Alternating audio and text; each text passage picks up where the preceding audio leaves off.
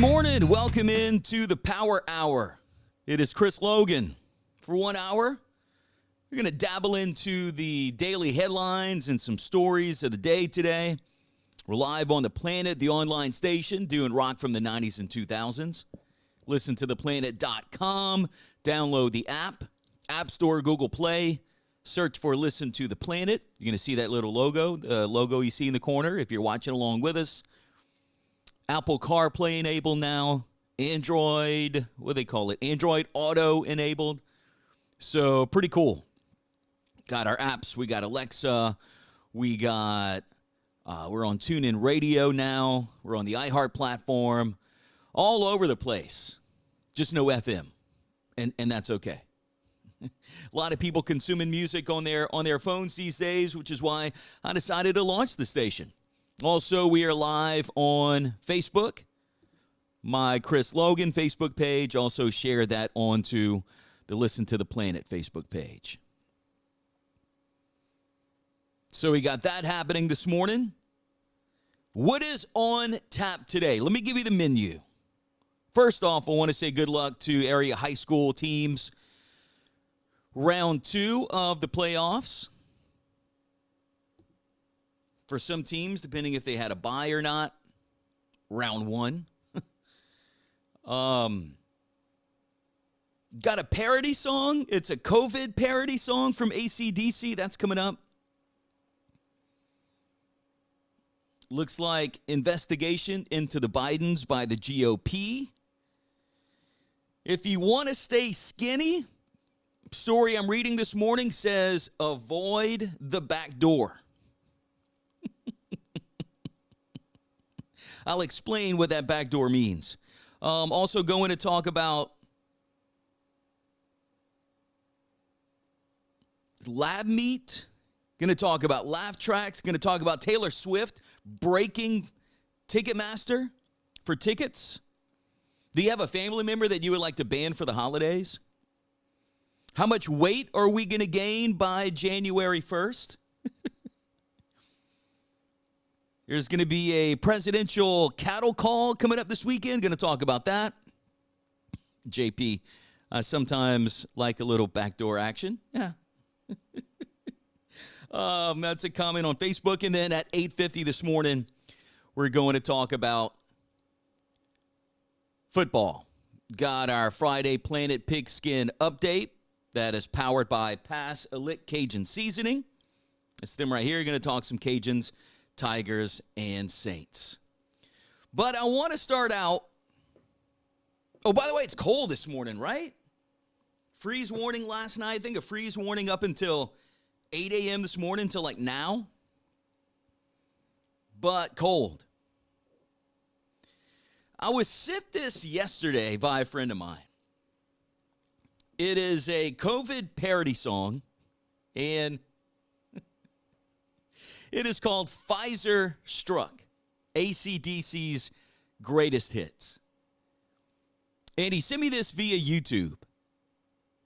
And it looks like it was released a year ago, got 38,000 views. Probably kind of shadow banned by YouTube because it's a COVID parody song called Pfizer Struck instead of Thunderstruck. It is about a minute and a half, and it's pretty funny. I want to play it for you this morning. Ready to do this? Here we go. CDC's greatest hits. CDC. Hey! Now available with proof of vaccination. You've been Pfizer Struck. You'll get all-time classics like Yes, I got the jam. It's been too long. I'm glad to be fast. Yes, I got the juice. I took 2. Tell me, Dr. Fauci, what you want me to do, because I'm fast. enter to win a signed copy of the album by Brian Johnson & Johnson. I took a fast vaccine during quarantine. It was the worst damn shakes I have ever seen. Legendary hits like Quarantine for just 2 weeks. Stay away from me for just 6 feet. CDC will tell you lies. CDC and ignore all your cries. Hell's bells.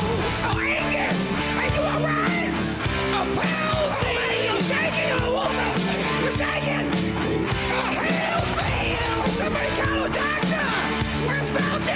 a palsy. Dr. Fauci, hello. A hell's bell, hello. Dr. Fauci, a palsy, hello. So that is on YouTube if you want to go see it. The title of the video is Pfizer Struck AC/DC's Greatest Hits. Of course, parody song about vaccine and COVID.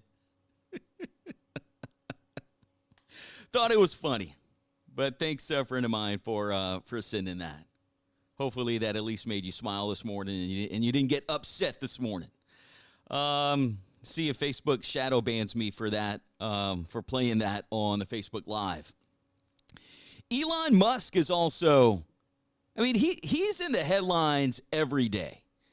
And a lot of it has to do with him and Twitter and his employees. Because it's almost like every day we read something about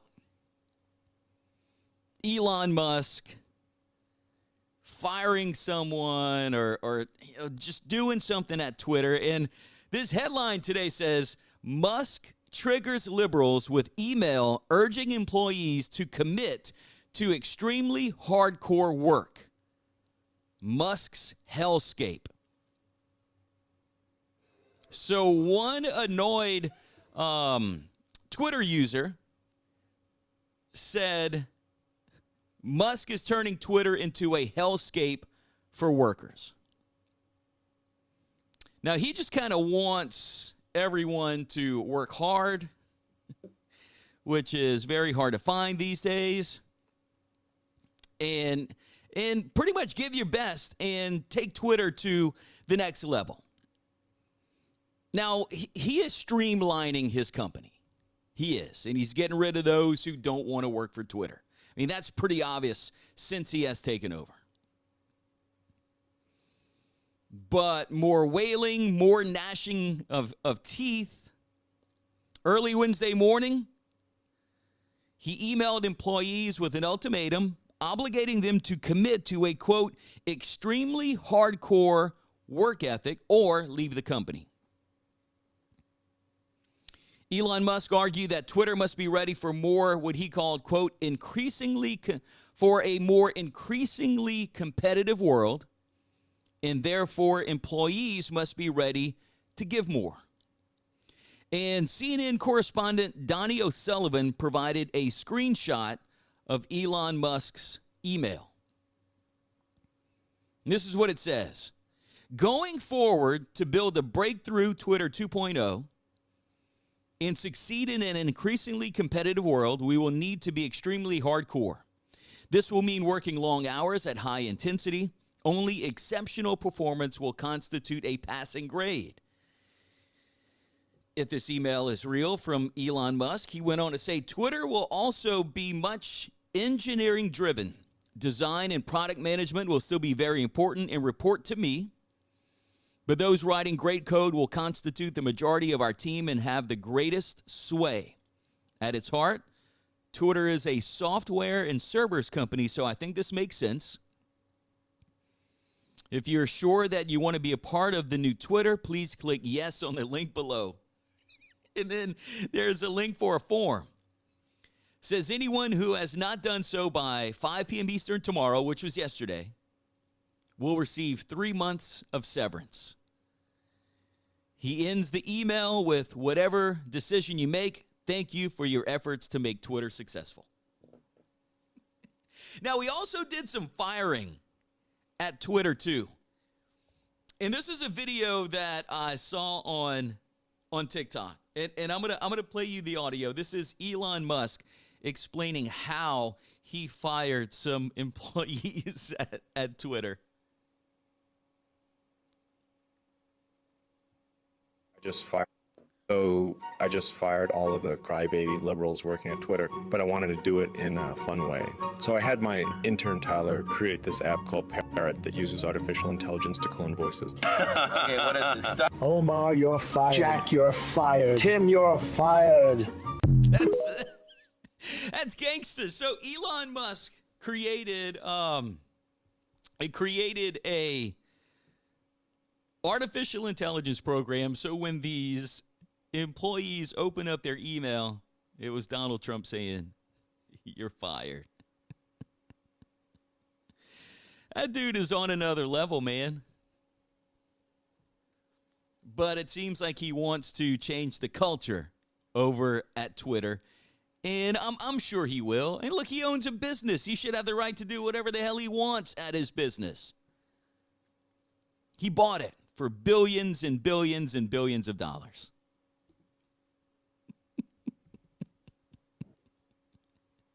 That's pretty ruthless.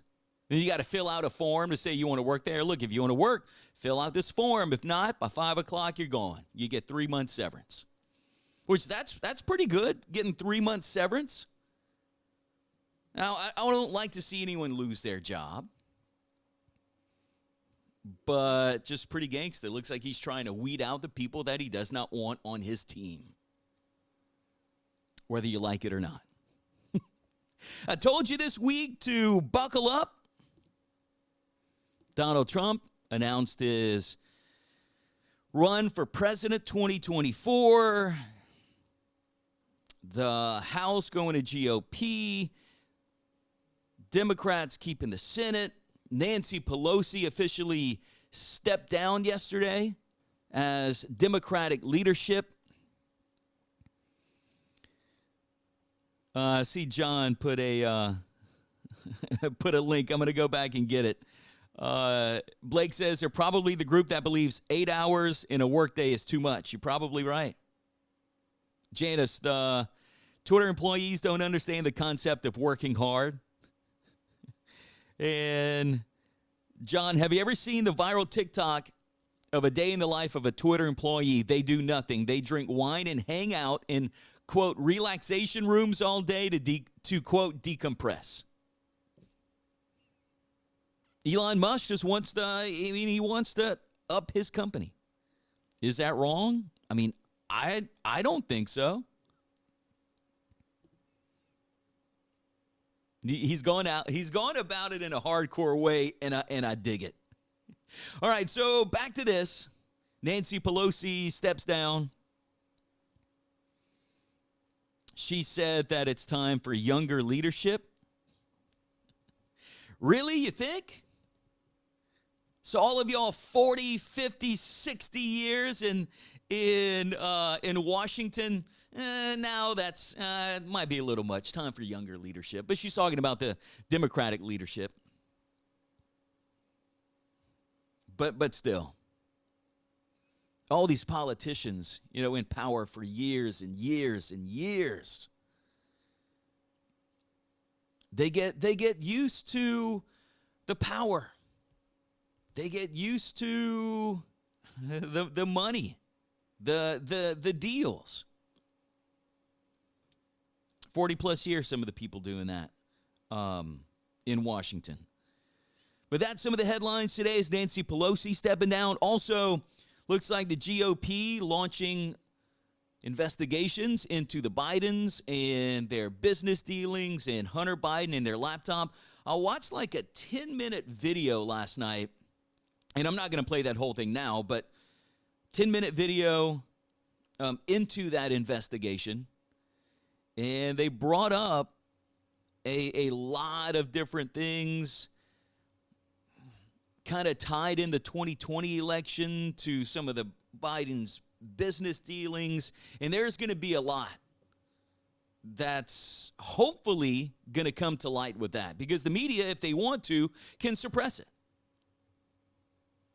and not tell the American people that. The room that the press conference was in as they were announcing these, I guess I'll call them allegations in the investigation yesterday, not that full. May not want the narrative to be that. But that's why I said buckle up. Buckle up over the next couple years. And do you want to stay skinny? When I saw the headline on this, and I'm going to give you the headline and what it said. Avoid the back door if you want to stay skinny. And I was like, wait, what? Avoid the back door if you want to stay skinny. Now take your mind out the gutter. It's not the back door that you may be thinking of. It's the real back door. And I mentioned this before, like some of this morning show prep, some of the stories that come out, I'm like, man, where does this come from? This is a study that was done by Cornell University. And they say you want to stay skinny, avoid the back door. Use the front door, not a side or back door. That leads you through the kitchen. And when you go through the back door or the side door and you go through the kitchen, you pass through the kitchen, you tend to graze. That's what they called it, graze. But I guess you tend to snack, you tend to eat if you're passing through the kitchen. So people who pass through the kitchen tend to graze, eating 15% more than those who don't. So don't walk through the back door, don't walk through your kitchen. And if you want to stay skinny, maybe you take that into consideration whenever you're building your new home or you're trying to find a new home where you go through the back door or the side door, don't walk through your kitchen because you're going to want to graze. Also, reading this morning too, that laugh tracks work. Laugh tracks, you know, like those classic sitcoms. Some radio people would do it. We should all have a laugh track app on our phones. A new study finds that adding canned laughter to the end of a bad joke helps it seem funnier. See, just like that.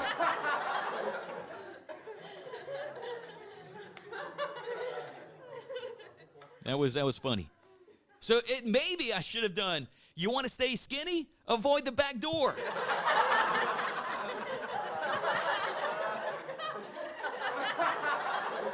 See, it would have made you laugh even more. Let's see what else. Let's see what other kind of sound effects I got on this thing. No, we don't want that. Okay, whatever. That's the classic womp, womp, womp. Got some applause on here. The little rim shot. Got some scary music. Crickets, that would be good, right? And I guess this little dream sequence also on here.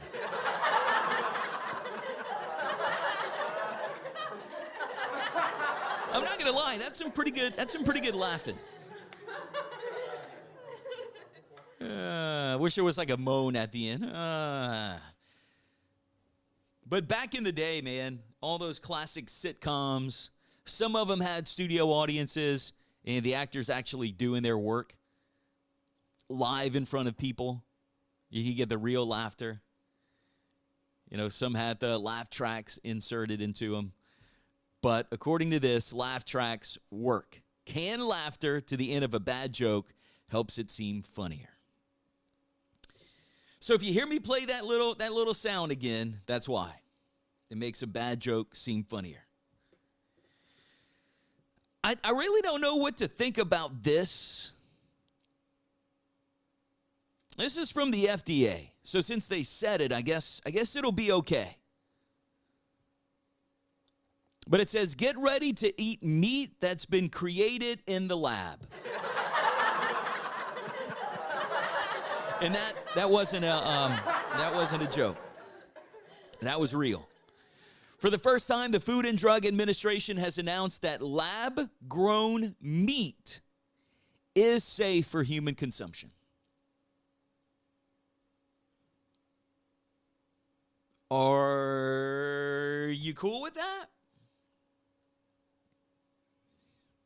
Plan on eating some lab-grown meat? And look, we probably don't know what we eat. I saw this video on TikTok, and this was a few months back, and it was this American that moved to Germany. And when she moved to Germany, I think it had to do with work.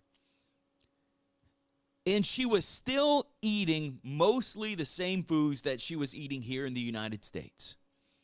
Eating the same portions, eating at the same time. She kept her same habits. But she was buying food, name brand food, over there in Germany, and she lost 12 pounds. Still eating the quote-unquote junk food and snack food, doing all that stuff. She lost 12 pounds. And it was about her questioning the food here in the United States. There's a lot of stuff that the FDA allows that other countries don't. And if you don't believe me, you can look it up. Now, does it stop me? No, it doesn't. Like Skittles supposedly causes cancer, Mountain Dew, Coffee Mate Creamer. I have 2 jugs in my refrigerator. But, looking at some of that stuff, and now lab-grown meat is safe for human consumption according to the FDA. So we're going to start seeing some of that. Is that going to be very small on the list of ingredients when we buy meat or buy meat products? We'll see. Don't forget, coming up, probably 20 or so minutes, going to talk a little football to wrap up our Power Hour. Got our Planted Pigskin Update, powered by Pass a Lick Cajun Seasoning. Cajuns got a big game. Tigers got a walk in the park. And the Saints, who knows? But we'll talk about that coming up in about 20 minutes or so. Did you get Taylor Swift tickets? That is another fiasco. Ticketmaster had to cancel public ticket sales for Taylor Swift because of the demand. The demand for Taylor Swift tickets during Tuesday's pre-sale was so massive and caused so much online chaos that Ticketmaster has canceled today's public ticket sales. More than 2 million tickets were sold on Tuesday, the most ever sold for an artist in a single day. And they have, quote, insufficient remaining ticket inventory to meet demand. On CNBC yesterday, Live Nation chairman Greg Maffei said they're working to fix the problem, but he puts the blame squarely where it belongs on Taylor in her popularity. He said, quote, it's a function of Taylor Swift. The site was supposed to open up for 1.5 million verified Taylor Swift fans. We had 14 million people hit the site, including bots, which are not supposed to be there. None of this is making Taylor Swift fans happy, those especially who don't have tickets. But it was supposed to be opened up for 1.5 million verified Taylor Swift fans, and they had 14 million people hit their site. And also, I was reading a story on FoxNews.com. Some people saying this whole Taylor Swift thing kind of reminiscent of Pearl Jam and their deal back in the day. Let me see if I can pull that up. My producer is doing better today. He's not perfect. He's not perfect, but he is better.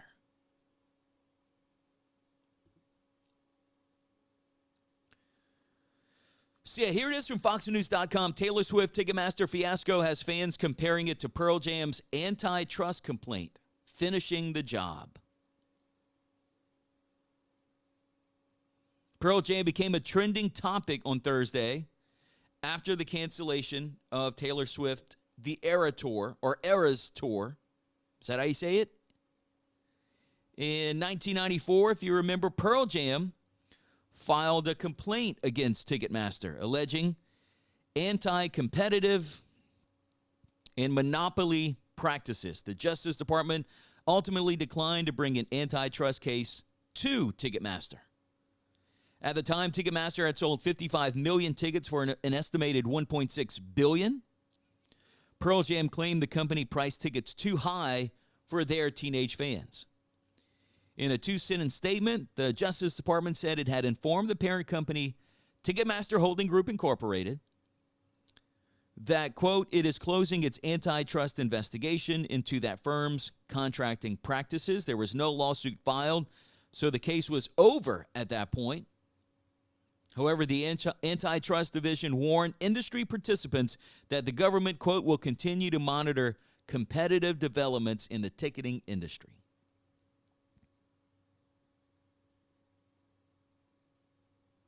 Now, verified fans were given codes to enter the Ticketmaster presale on Tuesday. Many claimed their codes did not work. And that was from Greg, the CEO of Liberty Media. And he's putting, again, the blame on Taylor Swift. Had it open up for 1.5 million verified fans, and they had 14 million people hit the site.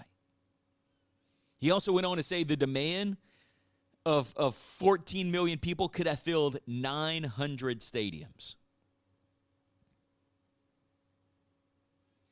And a fan on Twitter says, remember when nobody paid attention to what Pearl Jam was trying to say about Ticketmaster? And they were arguing against extra fees upwards of $3.50. Boy, take that back now, huh? 30 years later, they fully monopolized, and now people all of a sudden want to go to battle. That's only because of Taylor Swift, according to one Twitter user.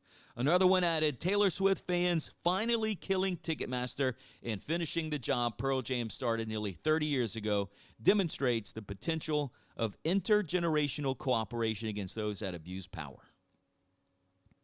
So who you believe in here? Is Ticketmaster not being able to serve Taylor Swift fans?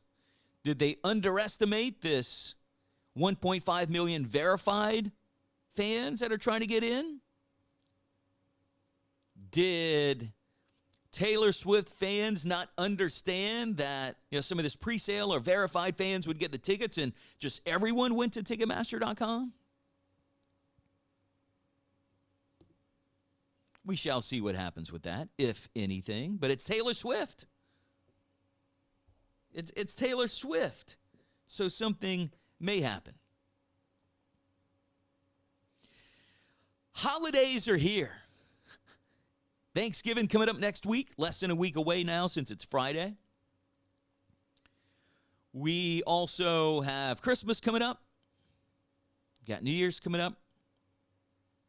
Hanukkah, Kwanzaa, whatever you're celebrating, all that coming up during the holidays. But is there a family member you would like to ban for the holidays? Probably so. You probably answered yes to that question. Who would you like to ban for the holidays? You probably have someone in mind. After I said, would you like to ban someone for the holidays? Who would it be? Let's see what this story says.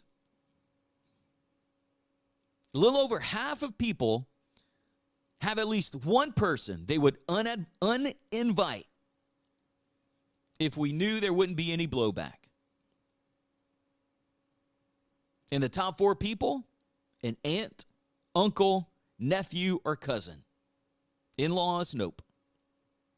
Most people expect at least some drama this year. And just over half of us think we know who will be blaming for it. Aunt, uncle, nephew, or cousin. Now, also 5 things that could cause drama over the holidays. Number 1, lingering or unresolved family issues. 15% of people said that's the number 1 cause, and that was good enough for first place. Clashing personalities, number 2. Beliefs or values that don't line up. Politics, number 4. And alcohol at number 5. Alcohol should be number 1. Because you take alcohol and mix it in with all of this stuff, it's go time. That aunt, that uncle, that nephew, that cousin that you want to ban, maybe don't give them alcohol. Maybe have an alcohol-free Thanksgiving lunch, dinner, get together. your Christmas party. No alcohol involved, especially if you got that triggered family member. But family issues can cause it. Clashing personalities, don't have the same beliefs or values, politics, and alcohol at number 5. But alcohol is just a little fuel to the fire. Also this morning, since we're on the topic of holidays, how much weight are we going to gain this holiday season? And if I had to guess, I would have said about 5 pounds, and that's pretty close to being the correct answer. According to this here, we expect to gain 5.5 pounds by January 1st, and most of us are fine with it. It's the holidays. It's the winter. Time to bulk up, right? Try to lose some weight for the spring, summer, and then in the winter you bulk up.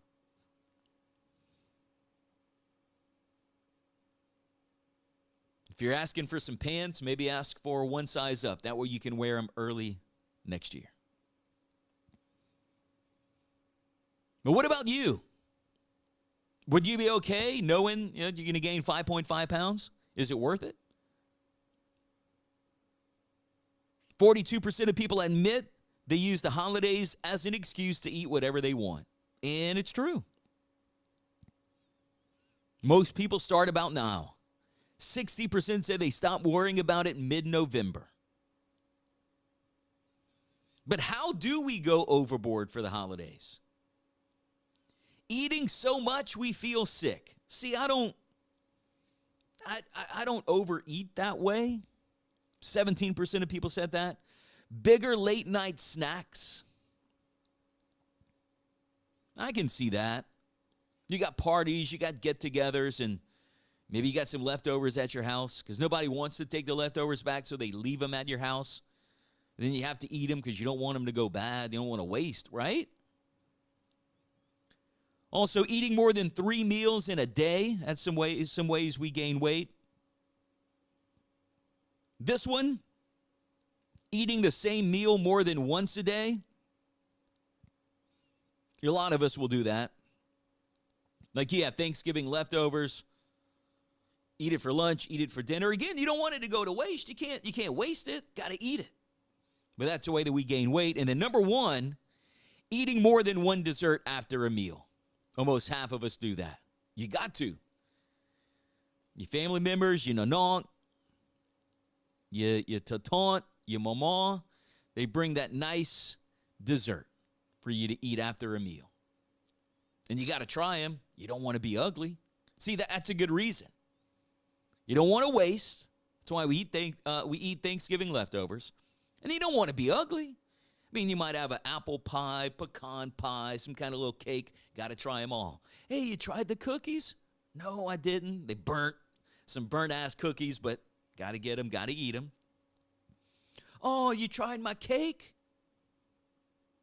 No, taunt so-and-so, I didn't. You need to try it. They cut a piece for you, give it to you. See, can't be ugly, got to eat it. And in your head, gaining weight, 5.5 pounds. In comes January 1. In comes your new year, new me, right? New Year's resolution. I need to drop some pounds and get my mind right. But from now until December 31st, we got that time of no new year, new me. You're just going in. Eating that turkey sandwich, eating that bread, right? But it's all going to change on January 1st. New year, new me. Is that going to be the number 1 resolution? It always is. It always is. I was also checking this out this morning. Apparently, there's going to be a presidential cattle call. John says, I like to ban myself and just stay home. Yep. Just stay home and ban yourself, eat whatever you want. But there's going to be they're calling it a presidential cattle call this weekend. And it's where potential nominees will gather for their 2024 bid for the presidency. 10 possible Republican White House hopefuls gathering at the Republican Jewish Coalition's annual confab in Las Vegas. So former President Trump this week officially tossed his hat into the ring. This confab kicked off last night at the Venetian. Speeches from term-limited Maryland Governor Larry Hogan, former New Jersey governor and 2016 presidential candidate Chris Christie. Among those speaking today and tomorrow, Governor Ron DeSantis of Florida, former Vice President Mike Pence, former Secretary of State and former CIA Director Mike Pompeo, former South Carolina Governor Nikki Haley. She was the ambassador to the United States under President Trump. Also, Senators Ted Cruz of Texas, Rick Scott of Florida, and Tim Scott of South Carolina will be at this event. Virginia Governor Glenn Youngkin, who some say could be a possible White House hopeful, was initially scheduled to address the conference but canceled his visit after Sunday's deadly shootings at the University of Virginia. So they're kind of calling it a cattle call. They're going to get together and probably discuss certain things. I'm sure they're going to discuss how they're going to take down Donald Trump. You know, and think what you want about Mike Pence, and I know people have a lot of thoughts on him, but I saw an interview with him, I think it was on Fox News earlier this week. And, you know, obviously, some things that are being said in the media about him, you know, you could swear that he hates President Trump. And he talked more about his book and more about their relationship in that interview than what was kind of led on in a lot of these stories that are coming about Mike Pence's book. And I sort of got a different feeling of him. But I believe his book is out. But this whole cattle call is coming up this weekend in Las Vegas. Who will it be? Will it be Ron DeSantis and former President Trump battling it out? We will see. John says, to taunts burnt cookies. That's my next fantasy team's name. Yeah, pretty good. So, kind of coming to the end of, I mean, we've got 20 minutes left, but of our Power Hour today, we do it each and every morning, Monday through Friday, 8 until 9. And it is live on The Planet. That's my online station that does rock from the 90s and 2000s. Early 90s stuff, mid 90s stuff, late 90s stuff, early 2000s, mid 2000s stuff. I do the morning show from 7 until 10, but started doing this, the Power Hour, from 8 until 9. And wanted to do some more online content. Wanted to get a podcast going again. And I figured this was the easiest way for me to do it. Kind of taking everything into one, recording this video, putting it on YouTube channel, being able to cut some of it up, use it as online content as I need. So if you want to subscribe to my YouTube channel, it is called The Planet Power Hour with Chris Logan. Go and subscribe. You can get all the other shows there. So I think we might have 6 or 7 of them. We're also on Spotify. You can watch the videos there. Search for The Power Hour with Chris Logan. And then coming soon, Apple and Google Podcasts as well. That's going to be just audio, though. I'll extract the audio from the show, put it up there. But Spotify has the video. That's pretty cool now about podcasting. With Spotify, you can upload videos and watch. So that is on Spotify if you want. I believe what they call it, following it on Spotify. But you can do that. And then as for The Planet, 90s and 2000s rock, the app. Search for Listen to the Planet, App Store, Google Play. ListenToThePlanet.com is a website. You can listen there. Got the other ways you can listen there, but we have the iHeart platform. If you listen via iHeart's on the TV, iHeart through Sonos. A lot of people do that at their house if they do have Sonos available there. Also, Alexa. Important to do this with Alexa. Enable the Planet Online skill. Then you say, Alexa, play the Planet Online. We're now on TuneIn Radio, so you can search for the Planet there. And what's pretty cool, too, they recently updated the apps because I'm using Live 365 as my platform. And the app's now Apple CarPlay enabled and also Android Auto enabled, too. So you can have that right there on your dash, on your readout, your layout, whatever you call it in your vehicle. You can now just pull up the Planet app. Very, very cool. But then also, if you want to share my live videos every morning, I would be cool with that too. If you want to share that. Live on my Chris Logan Facebook page and also live on our Listen to the Planet Facebook page. Thousands of people like both pages, but only reaches a couple hundred people. Thanks, Facebook algorithm. What else? Let's go ahead and talk some football then. Because normally we would have the Planet Pigskin update at this time.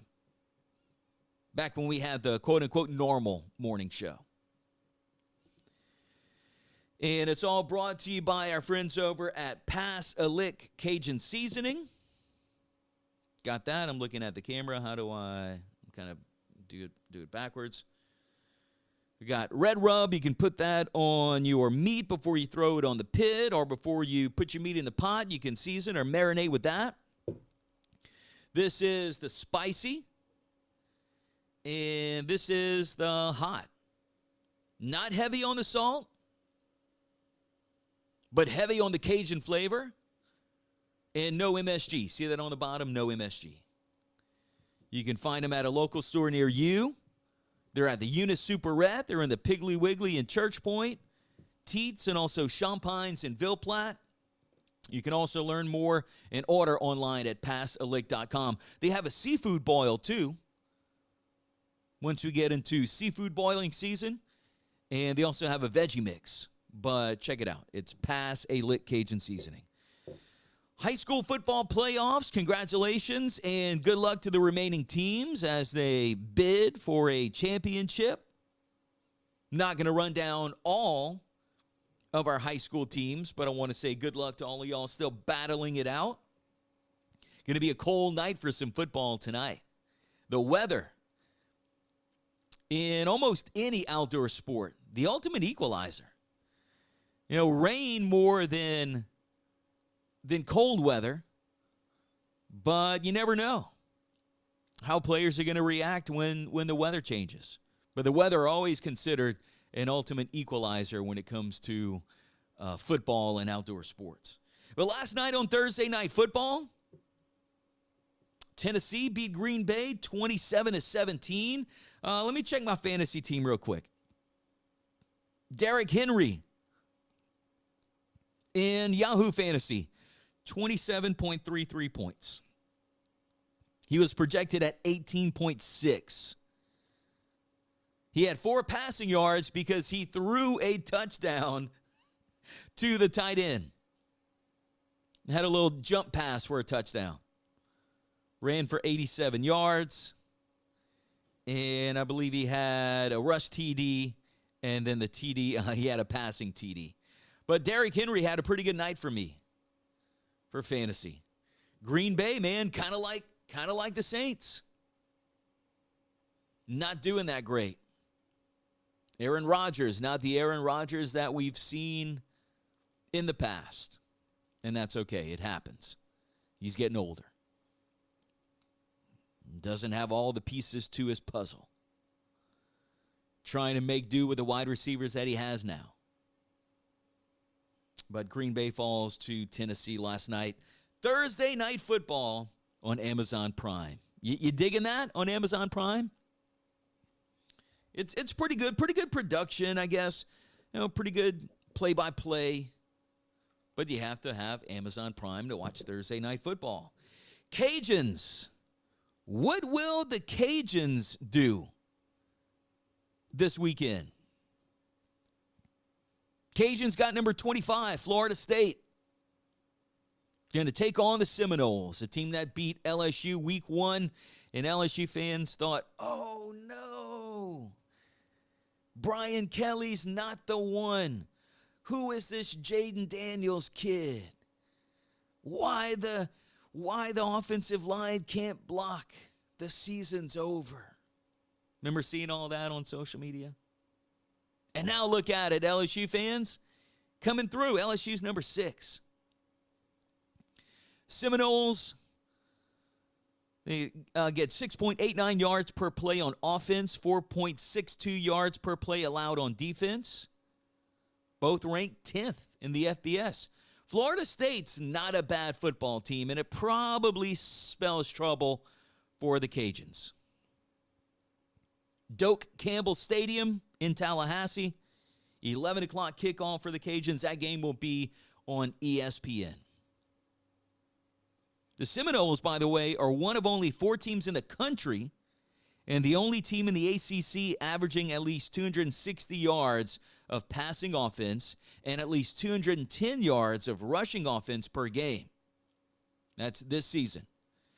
FSU is first in the ACC in rushing offense, second in total offense, and second in third down conversions. Could be a problem for the Cajuns. The Seminoles have outscored their opponents 122-22 during their current 3-game winning streak, while holding opponents to 95 rushing yards and 108 passing yards per game. On the other hand, Louisiana tied for 6th amongst FBS schools with 14 interceptions this season. 11 different Ragin' Cajuns have recorded a pick this season, the most of any team in the country. Also, the Cajuns' defense have forced 21 turnovers, which they're tied for 9th nationally. Looking at some of the predictions, FSU currently a 24-point favorite, over-under set at 52 points. Probably going to give this to FSU. Could the Cajuns cause them some fits here and there? Yes, they can. And look, anything is possible in football. Anything is possible. Would it be great for the Cajuns to upset Florida State? Florida State looks over the Cajuns. They upset them in Tallahassee. A couple of the Tomahawk Nation insiders, a few of them have FSU 38-13, and they also call Louisiana ULL on this TomahawkNation.com website. Just put UL. This person has FSU 41, UL 10, 35, 10, 38, 10, 31, 10. This person says FSU Seminoles 48, Ragin' Swamp People 21. Thanks for giving us 21 points, Perry Kostadakis. This person has FSU 42, Louisiana 13.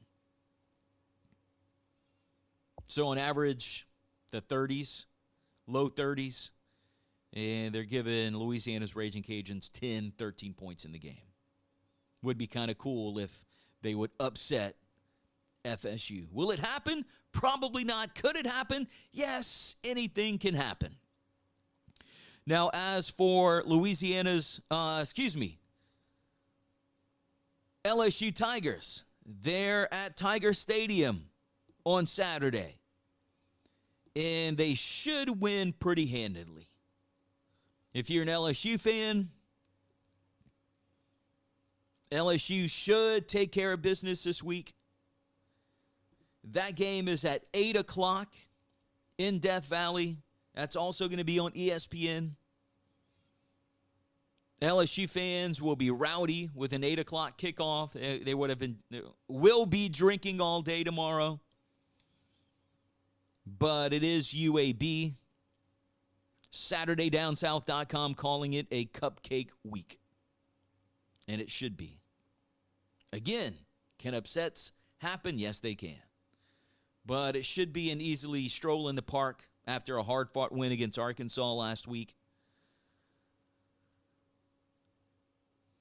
Will the Tigers get into the college football playoff spot? Do they deserve one of the 4 spots? UAB has nothing to lose. The Blazers are 5-5 in Conference USA. They're looking to add a final win and a trip to a bowl game for the 5th time in 6 seasons. UAB's quarterback Dylan Hopkins thrown for 1,467 yards, 8 touchdowns, only 2 interceptions in 8 games this season.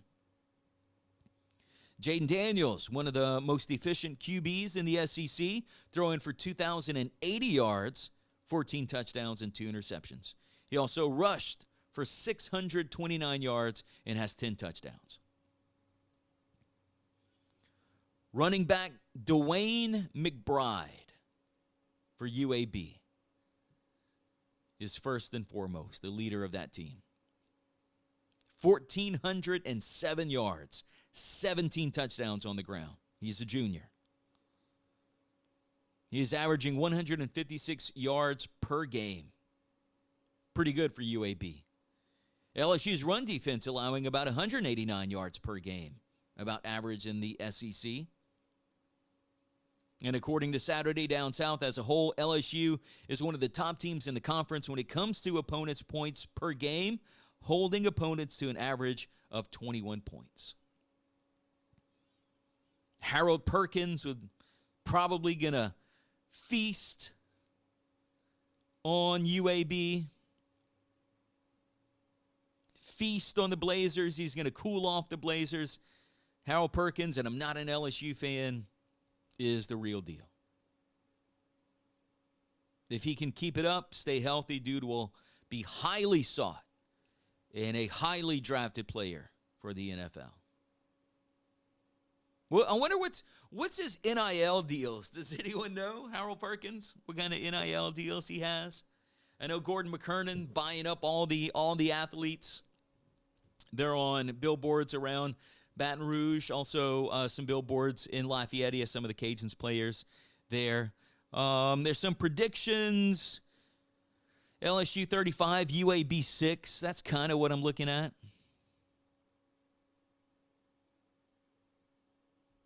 LSU has 2 games they should win by plenty ahead of their SEC championship date with Georgia.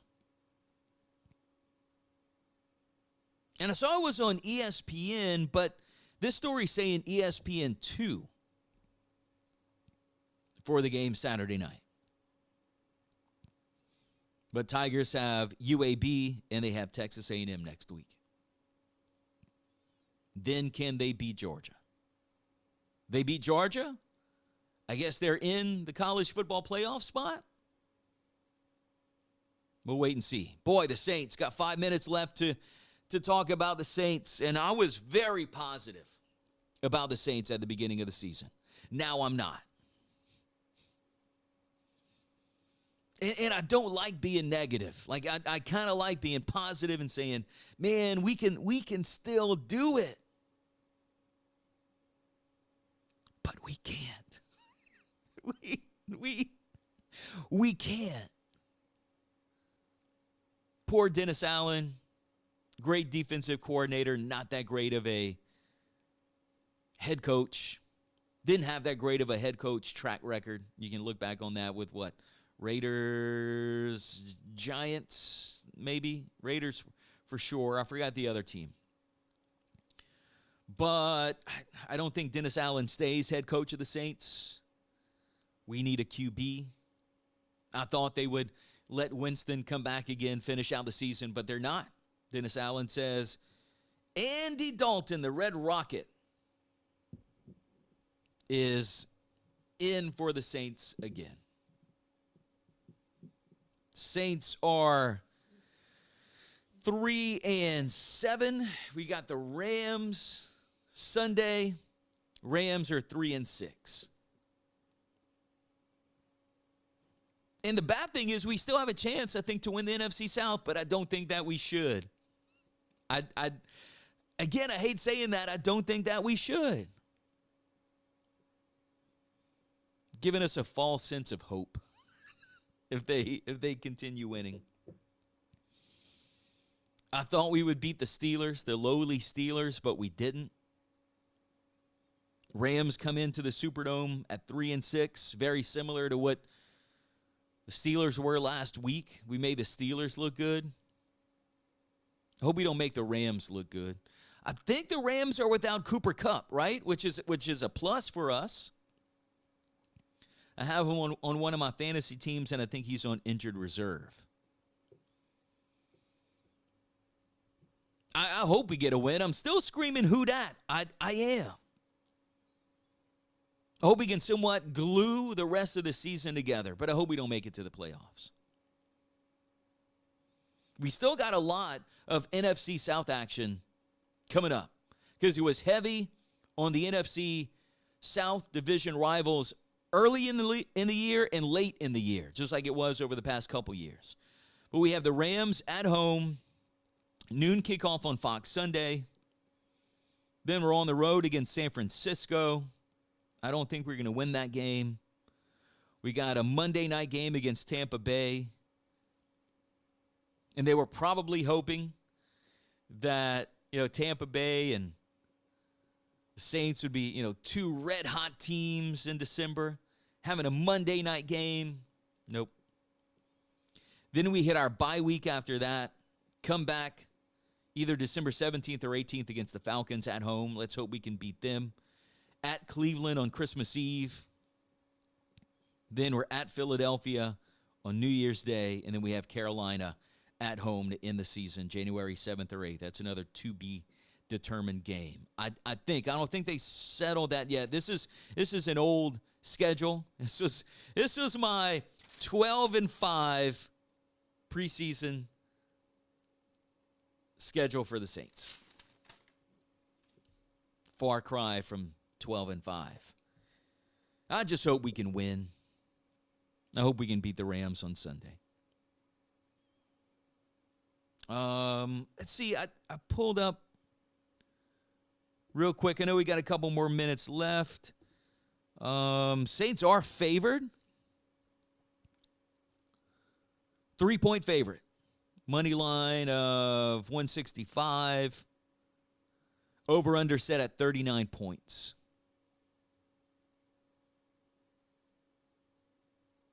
WhoDatDish.com, dang. They're taking the Rams 24-13.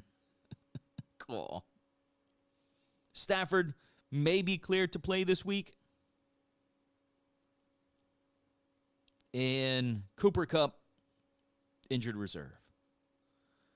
As for the Saints, real quick, we can take a look at their, if I can pull it up, take a look at their injury report. This was the injury report as of yesterday. Josh Andrews, center coming in for McCoy, who's on injured reserve. He had a limited practice. Marcus Davenport did not practice. J.T. Gray did not practice. James Hurst did not practice with a concussion. Mark Ingram did not practice. Cam Jordan did not practice. His eye was bothering him. Jarvis Landry, limited practice. Marshawn Lattimore with his abdomen did not practice. Marcus May, limited practice. Andrus Peat did not practice. Ramczyk had a limited practice due to an illness. And Pete Werner did not practice. It's a team kind of quitting. They kind of given up. Maybe you lost faith. Quite possibly. But still, who dat, man? You got to still like your team. You got to still support your team through the good times and through the bad. But thanks to Pasalic Cajun Seasoning for powering our Planet Pigskin update. Pasalic.com. Find them at a local store near you. Piggly Wiggly, Church Point, Teats, Champines in Ville Platte. And you can find them also at the Superette in Eunice. So that is our Power Hour done for today. We'll do it again Monday morning at 8 a.m. Thank you for watching this morning. Make sure you subscribe to my new YouTube channel, The Planet Power Hour with Chris Logan. We're on Spotify, The Planet Power Hour, coming to also Apple Podcast and Google Podcast very, very soon. And also on the Planet, 90s and 2000s rock. Listen to theplanet.com and download the app Listen to the Planet.